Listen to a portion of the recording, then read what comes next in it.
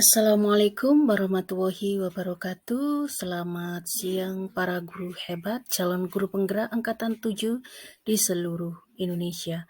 Perkenalkan, saya Sri Astuti, CGP angkatan 7 dari Kota Malang. Berikut akan saya sampaikan koneksi antar materi modul 2.3 pembinaan untuk pengawasan akademik.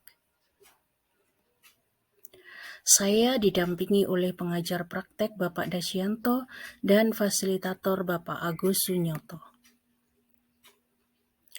Tujuan pembelajaran khusus dalam koneksi antar materi adalah CGP menyimpulkan dan menjelaskan keterkaitan materi yang diperoleh dan membuat refleksi berdasarkan pemahaman yang dibangun selama modul 2 dalam berbagai media. Kesimpulan modul 2.1, 2.2, dan 2.3. Modul 2.1 mempelajari tentang pembelajaran berdiferensiasi sebagai pemenuhan kebutuhan belajar murid yang berbeda-beda.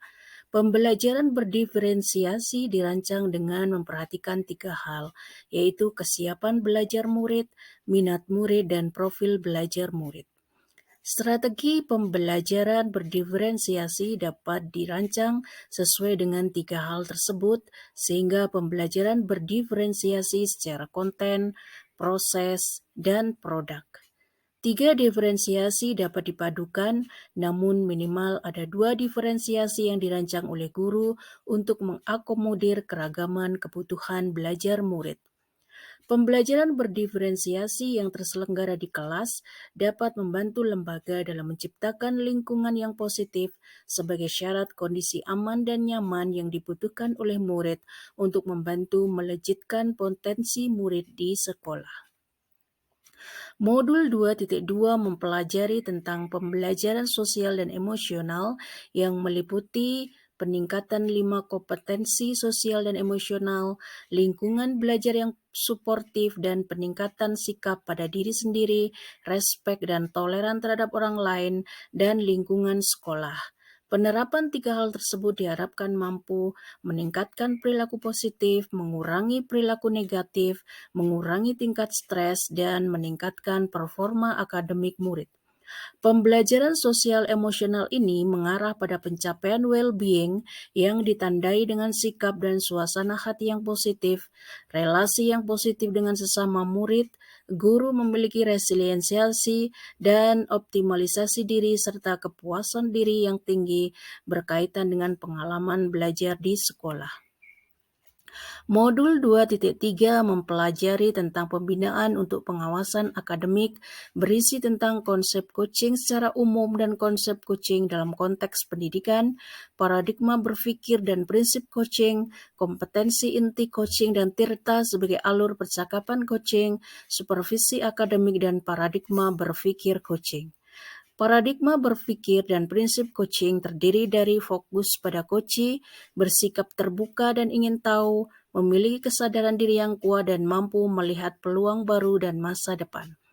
Modul ini memberikan ruang untuk berlatih membangun komunikasi yang empatik dan memberdayakan sebagai pemimpin pembelajaran. Alur tirta dalam percakapan coaching terdiri dari penetapan tujuan, yaitu menyepakati topik dan pembicaraan dan hasil pembicaraan.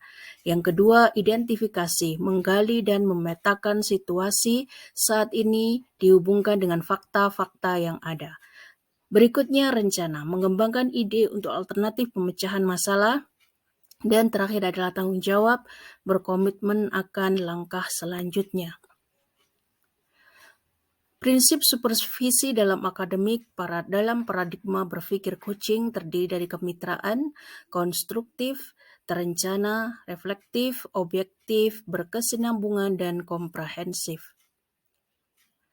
Ciri supervisi klinis ditandai dengan interaksi bersifat kemitraan, sasaran berpusat pada strategi pembelajaran, siklus pra-observasi, observasi, dan pasca-observasi, instrumen disesuaikan dengan kebutuhan, objektivitas dalam data, analisis dan interpretasi dilakukan bersama antara guru dan supervisor, menghasilkan rencana perbaikan pengembangan diri dan kegiatan berkelanjutan.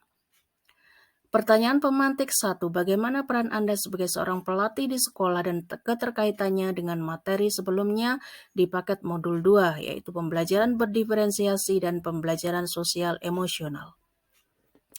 Sebagai pelatih dalam pembelajaran berdiferensiasi, saya memberikan fasilitasi pembelajaran berdiferensiasi kepada murid dan rekan sejawat yang terkait dengan pengetahuan, keahlian, dan perilaku dengan berpegang pada kesiapan belajar murid, minat, dan profil belajar murid.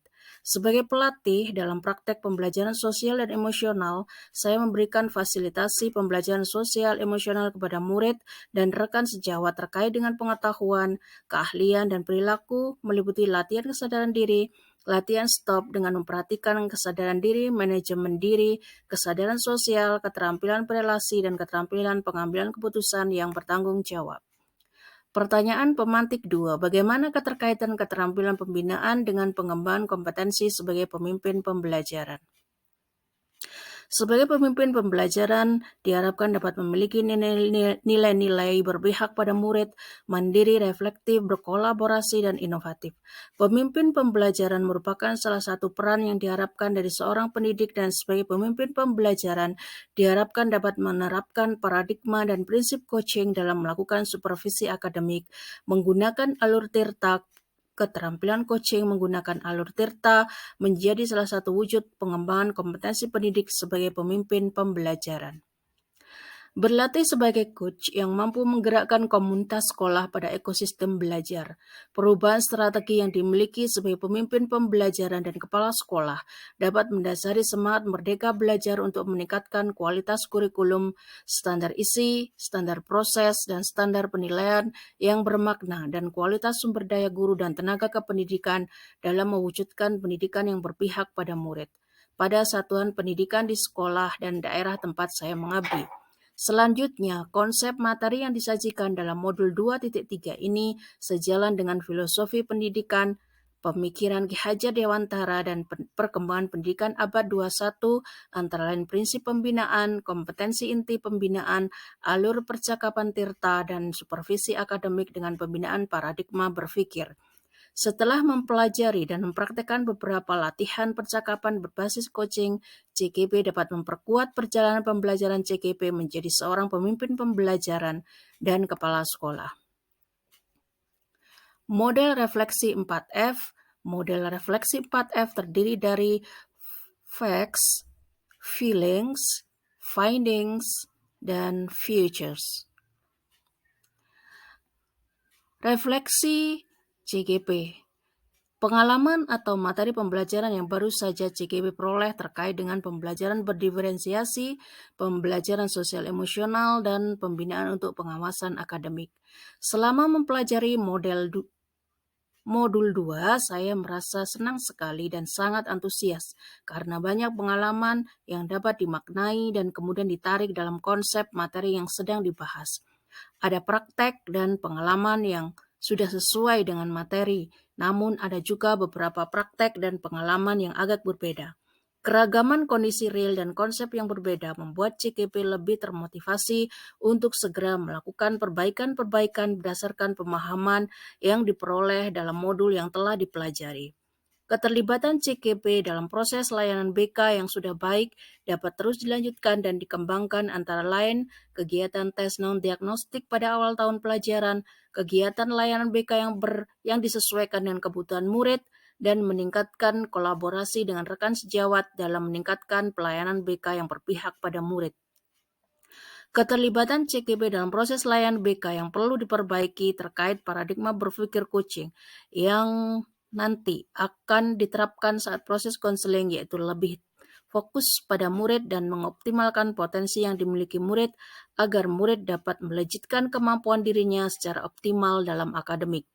Keterkaitan terhadap kompetensi yang telah dimiliki oleh CKP akan semakin memperkuat CKP dalam pembelajaran dan mencapai kematangan diri pribadi dalam rangka mempersiapkan diri sebagai pemimpin pembelajaran dan kepala sekolah. Feelings.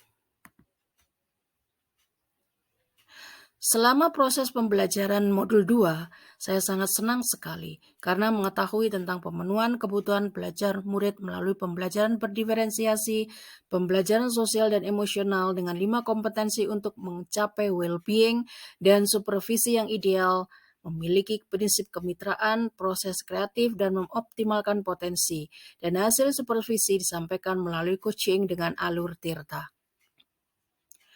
Finding atau pembelajaran. Pengalaman pembelajaran yang baru saja CGP peroleh terkait dengan pembelajaran berdiferensiasi, pembelajaran sosial emosional, dan pembinaan untuk pengawasan akademik.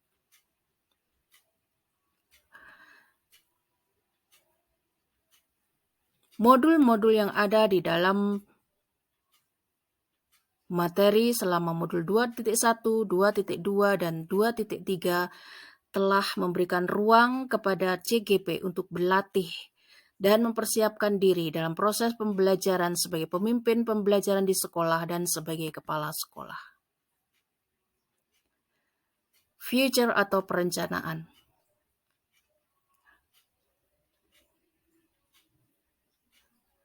Perencanaan yang dilakukan oleh CGP terkait dengan pelaksanaan pembelajaran di kelas atau pelayanan BK yang akan dilaksanakan pada tahun mendatang. Dalam proses BK yang sudah baik dapat terus dilanjutkan dan dikembangkan, antara lain kegiatan tes non-diagnostik pada awal tahun pelajaran, kegiatan layan BK yang disesuaikan dengan kebutuhan murid, dan meningkatkan kolaborasi dengan rekan sejawat dalam meningkatkan pelayanan BK yang berpihak pada murid. Kemudian kegiatan CGP dalam proses layan BK yang perlu diperbaiki adalah akan dimasukkannya proses berpikir paradigma coaching yang nanti akan diterapkan dalam proses konseling dengan harapan dengan penerapan coaching ini akan dapat mengoptimalkan potensi yang dimiliki murid dan dapat melejitkan kemampuan murid menjadi optimal dalam akademik. Kegiatan pembelajaran modul 2 ini akan memperkuat CGP dalam pembelajaran dan mencapai kematangan diri dalam rangka mempersiapkan diri sebagai pemimpin pembelajaran dan sebagai kepala sekolah. Berikut saya sampaikan foto-foto kegiatan dalam modul 2. Beriring doa melangkah maju bersama CGP Angkatan 7, belajar bersama, bekerja bersama untuk kurikulum merdeka. Terima kasih atas perhatian dan waktunya. Sampai berjumpa pada kegiatan mendatang. Wassalamualaikum warahmatullahi wabarakatuh.